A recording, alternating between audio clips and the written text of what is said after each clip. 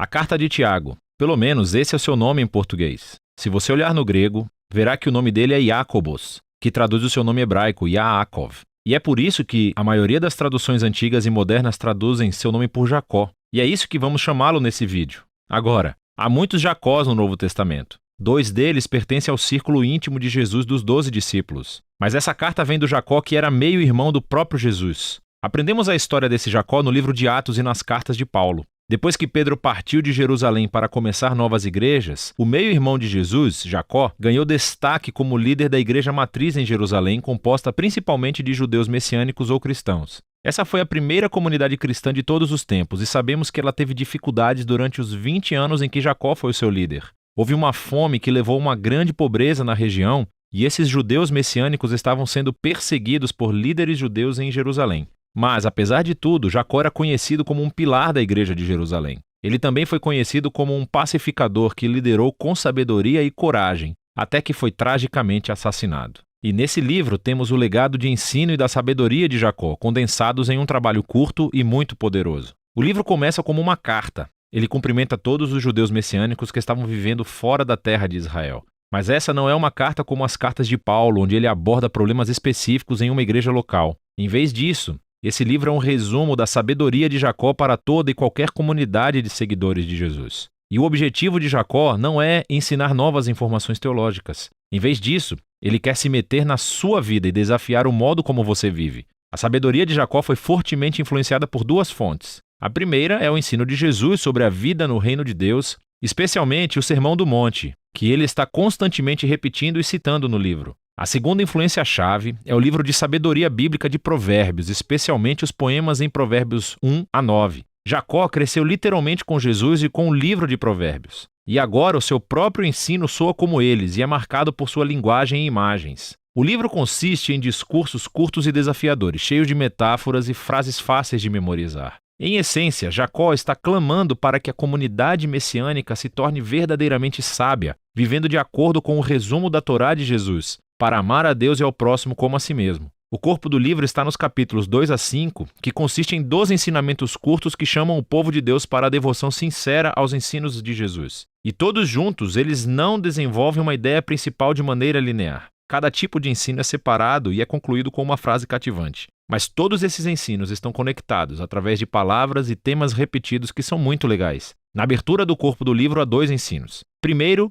sobre favoritismo e amor. Jacó expõe como tendemos a mostrar favoritismo a pessoas que podem nos beneficiar e negligenciamos pessoas que não podem, geralmente porque são carentes. Jacó diz que isso é o oposto do amor definido por Jesus. Ele prossegue mostrando como é e como não é a fé genuína. Então, se alguém diz que tem fé em Deus, mas negligencia as pessoas carentes ou pobres, a fé dessa pessoa está morta, diz ele. Suas ações traem o que dizem que acreditam, e a fé genuína sempre resulta em obediência aos ensinos de Jesus. Agora, espalhados pelo corpo do livro, encontramos 3 lugares diferentes onde Jacó desenvolve o próprio ensinamento de Jesus sobre as nossas palavras. Então, com a mesma boca, lançamos dor sobre as pessoas e depois oferecemos louvor a Deus.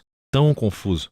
E também julgamos as pessoas e depois falamos mal delas pelas costas. E todos nós também tendemos a distorcer a verdade em proveito próprio. O modo como falamos sobre as pessoas abre uma janela para os nossos corações e mostra os nossos valores fundamentais. Nossas palavras contam a verdade real sobre o nosso caráter. Jacó também acredita que a comunidade do reino de Deus, da maneira que Jesus ensinou, é um tipo de lugar onde as divisões criadas pela riqueza e pelo status social são desmanteladas. Então, ele avisa primeiro sobre a arrogância que a riqueza pode criar em pessoas que acreditam que ela estará por perto para sempre. Então ele diz: sua riqueza vai apodrecer um dia, assim como você. Em contraste, o povo de Deus deve viver com paciência e esperança pelo retorno de Jesus para acertar todas as coisas. E isso deve inspirar uma vida de oração cheia de fé. Agora, nessa parte do livro, todos esses ensinamentos são muito poderosos. E há ainda muito mais para falar do que temos tempo nesse vídeo. Mas falando sério, leia todos eles e lentamente. Agora, nesses 12 ensinamentos sábios temos o capítulo introdutório. É uma corrente fluida de ensinos sábios e frases para resumir as ideias principais de todo o livro. Esse capítulo realmente apresenta todas as palavras-chave e temas que você encontrará nos capítulos 2 a 5. Jacó começa dizendo que ele sabe por experiência pessoal que a vida é difícil. Afinal de contas, ele foi martirizado pouco tempo depois de escrever essa carta.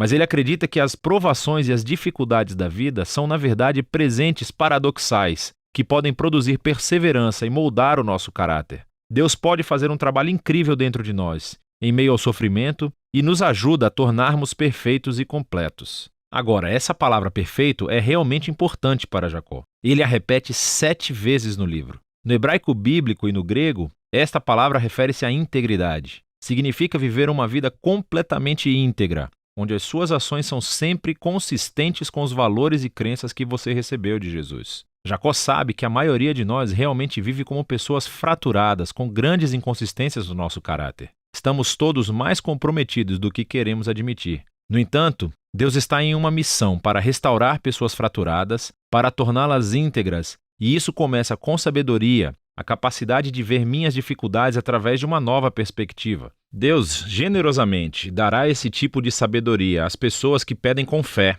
sem duvidar do caráter de Deus. E quando entendemos o nosso humilde e frágil lugar diante de Deus, somos forçados a escolher entre a ansiedade ou confiança. E a verdadeira sabedoria significa escolher acreditar que Deus é bom, apesar de minhas circunstâncias. Então, se a pobreza está forçando você a passar por momentos difíceis na vida, Jacó diz: tente ver isso como um presente que obriga você a confiar somente em Deus. E além disso, a riqueza é fugaz. Tudo passará como flores do campo no calor de verão. E quando passarmos por tempos difíceis, não acusem a Deus. Em vez disso, deixe que as suas circunstâncias ensinem o que Jesus ensinou sobre o caráter de Deus, que o Pai é generoso, que Ele está pronto para nos encontrar em meio à nossa dor e que Ele é digno de confiança. É esse Deus que, através de Jesus, nos deu um novo nascimento para nos tornarmos novos tipos de humanos que podem enfrentar o seu sofrimento com total confiança no Pai, assim como Jesus fez. E essa nova humanidade é algo que descobrimos quando não apenas ouvimos a palavra de Deus, mas seguimos o que ela diz. Jacó chama a palavra de Deus aqui de a perfeita Torá da liberdade. Ele está se referindo ao maior mandamento da Torá que nos foi transmitido através de Jesus, que ele nos libertou para amar a Deus e amar o próximo. E Jacó mostra praticamente como é esse tipo de amor. Significa falar com os outros de uma maneira gentil e amorosa. Significa servir os pobres e viver com devoção sincera somente a Deus. Agora, você pode ver como esse capítulo de abertura contém todas as palavras-chave e ideias exploradas mais profundamente nos 12 ensinos dos capítulos de 2 a 5. Jacó se aprofundou na sabedoria de Jesus e dos provérbios, e ele nos deu um grande presente nesse livro da sua própria sabedoria. Esse livro é como um soco na barriga bem trabalhado para aqueles que querem seguir a Jesus. E é disso que se trata o livro de Tiago, ou Jacó.